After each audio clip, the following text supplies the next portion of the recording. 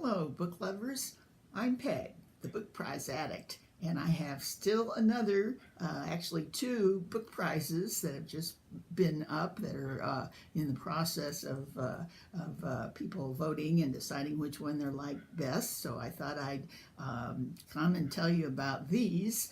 I've really enjoyed all the talk that there's been here on this week on the Man Booker International. Some really good booktubers and smart readers have said they're going to be reading them all, and it's great. I can't wait to see what they all think. It's really getting a lot of attention this year, which is great.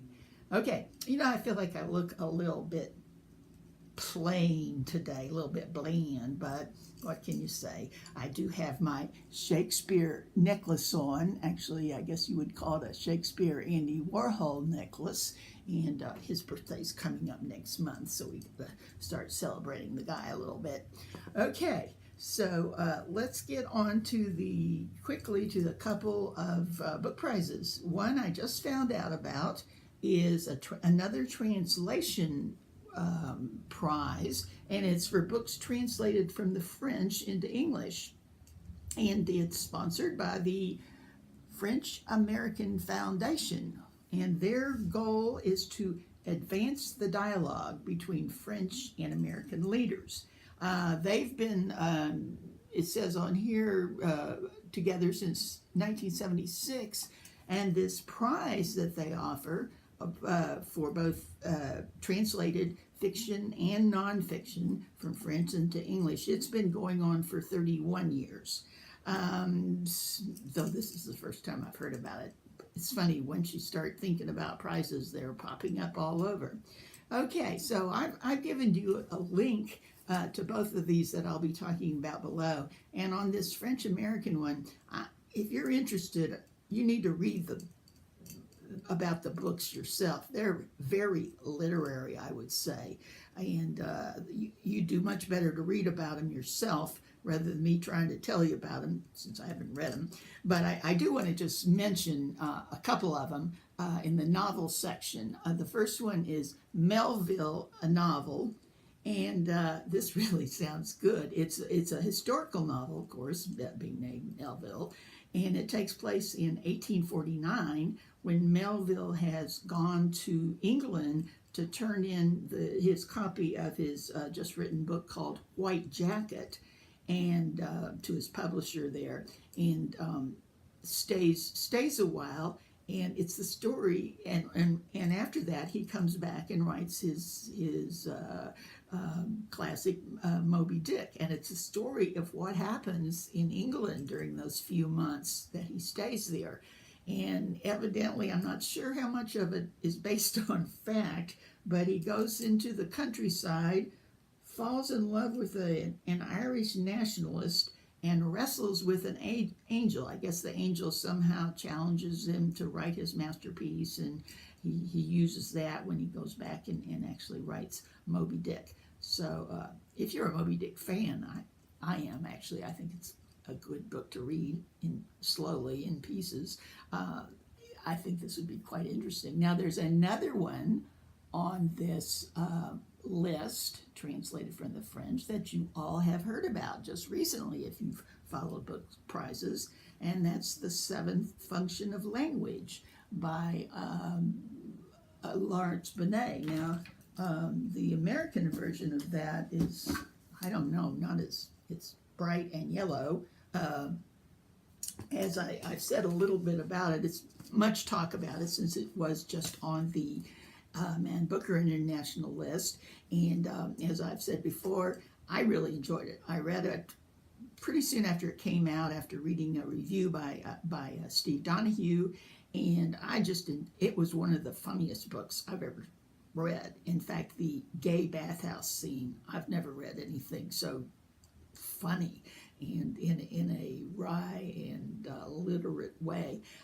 One of the hints I found that helped is as I read through it, there are a lot of French critics mentioned that I had no idea who they are or what they do, and actually you could read it without really knowing where they are who they are. I mean, I knew very little. But one thing I did do is when names kept coming up, ones that were going to play a big part, I did a Wikipedia search on them and just jotted down a few things about each of the French critics that came out, like what their specialty was, when they were born, who they worked with, that sort of thing. So when I came to their name, I at least felt like I knew a little bit about them, and that sort of helped. Now, I'm never going to understand semiotics and signs and signals and words and that kind of thing that they talk about, but still, I have to say, I think anybody could enjoy this book without knowing that very literary terminology there. So I hope you'll all give it a try.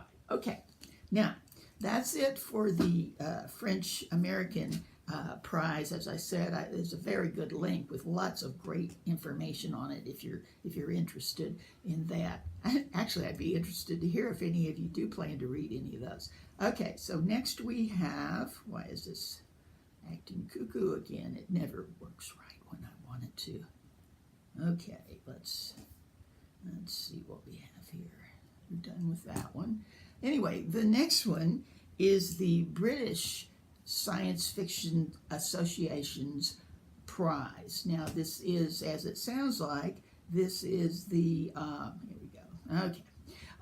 This is the annual prize given by the science fiction writers. And I really like this one because it's a little bit, it's more towards the science fiction side and the literary science fiction, which I think is actually, and less towards a fantasy side.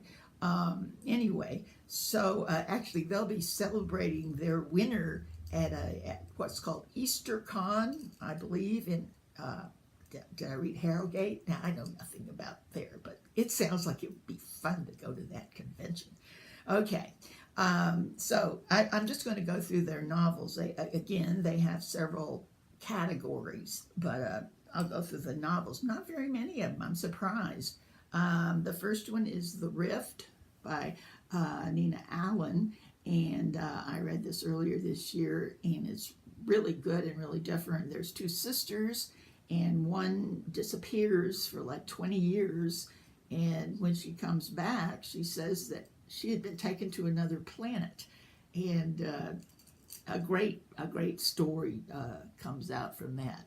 And okay, next we have Provenance by Anne Leckie. I've actually talked about this. This is a standalone book by Leckie that she wrote after the trilogy dealing with the Raj Empire. I believe it was called the Ancillary Justice Trilogy or Ancillary Trilogy.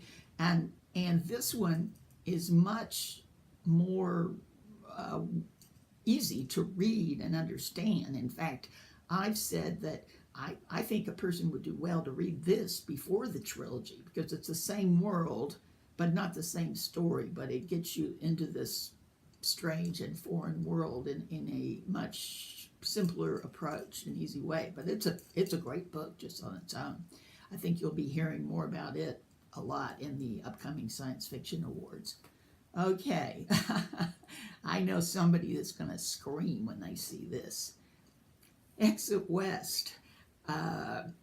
It's been listed for all different kinds of prizes, and it was actually on the Booker shortlist, I believe, and it's one of those people either love or hate, and the haters are real vocal.